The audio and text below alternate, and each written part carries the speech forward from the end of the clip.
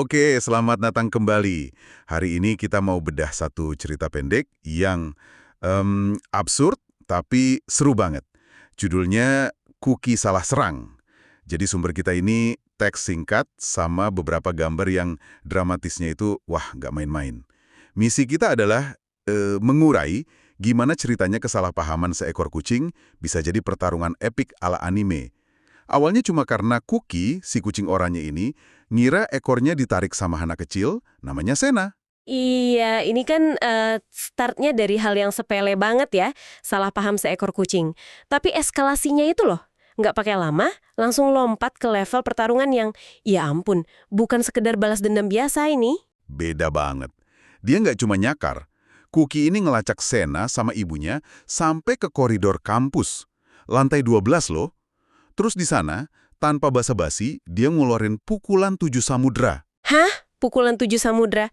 Namanya aja udah kayak dari komik silat zaman dulu ya? Betul. Dan pukulannya itu dahsyat banget. Katanya sampai bikin Sena sama ibunya terpental, terus lift di belakang mereka hancur berkeping-keping. Di gambar-gambarnya kelihatan banget kekacauannya. Nah, itu dia. Penulisnya ini kayaknya emang sengaja pakai estetika gitu. Biar kita sebagai pembaca langsung paham. Oke, lupakan logika, kita masuk dunia lain sekarang. Dan ceritanya nggak berhenti di situ kan, setelah liftnya hancur? Nggak berhenti sama sekali. Justru makin gila. Si Kuki ini terus pakai semacam tenaga dalam. Tenaga dalam? Oke. Iya, buat narik Sena sama ibunya keluar gedung. Jadi mereka sempat melayang di udara gitu, sebelum akhirnya dibanting lagi ke runtuhan lift. Wow, ini lompatannya jauh banget ya. Dari cerita kucing peliharaan, jadi pertarungan supernatural. Nah, tapi si Sena ini nggak diam aja. Sambil nahan sakit, dia siap-siap ngelawan balik. Dia mau keluarin jurus andalannya, pukulan selaksa badai salju. Oke, namanya makin epik ya. Makin epik. Dan yang lebih absurd lagi, katanya jurus ini dia pelajari dari Gunung Fuji di Jepang, dan ini cocok loh sama salah satu gambar yang kita punya yang ada mereka bertiga di depan Gunung Fuji.